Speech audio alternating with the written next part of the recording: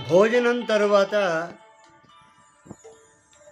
తేలికపాటి వ్యాయామం చేస్తే షుగర్ లెవెల్స్ తగ్గుతాయని ఫ్రెంచ్ బయోకెమిస్ట్ చెప్తున్నారు.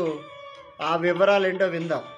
భోజనం తర్వాత రక్తంలో చక్కెరను తగ్గించడానికి సులభమైన వ్యాయామం అని ఫ్రెంచ్ బయోకెమిస్ట్ చెప్పారు. భోజనం తర్వాత రక్తంలో చక్కెర పెరుగుదల శరీరాన్ని ఒత్తిడికి గురి చేస్తుంది.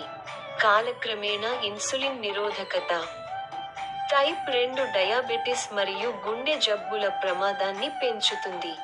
ఆహారం ముఖ్యమైనది అయినప్పటికీ, తినడం తర్వాత తేలికపాటి కార్యకలాపాలు కండరాలు రక్త ప్రవాహం నుండి గ్లూకోజ్ను గ్రహించడంలో సహాయపడటం ద్వారా ఈ స్పైక్లను గణనీయంగా తగ్గిస్తాయని పరిశోధనలు చూపిస్తున్నాయి.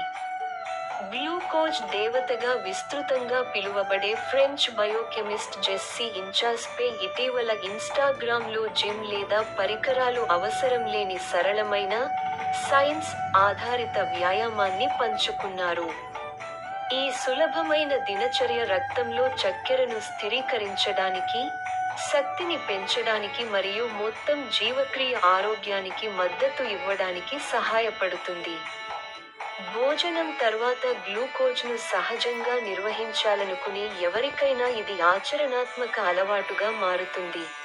సోలియస్ కండరం, గ్లూకోజ్ స్పాంజ్ లాగా పనిచేస్తుంది ఎందుకంటే ఇది అధిక తీవ్రతతో కూడిన ప్రయత్నం లేకుండా కూడా రక్తం నుండి చక్కెరను శక్తి కోసం తీసుకుంటుంది.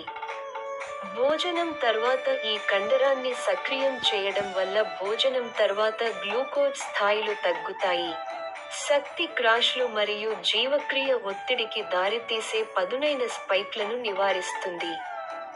జెస్సీ తన ఇన్స్టాగ్రామ్ రీల్లో, భోజనం చేసిన వెంటనే 5 నుండి 10 నిమిషాలు కాఫ్ రైజ్లు చేయాలని సూచిస్తున్నారు.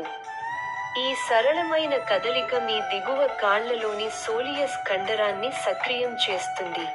ఈ కండరం తక్కువ తీవ్రత స్థాయిలలో కూడా శక్తి కోసం గ్లూకోజ్ను ఉపయోగించడంలో ముఖ్యంగా సమర్థవంతంగా పనిచేస్తుంది.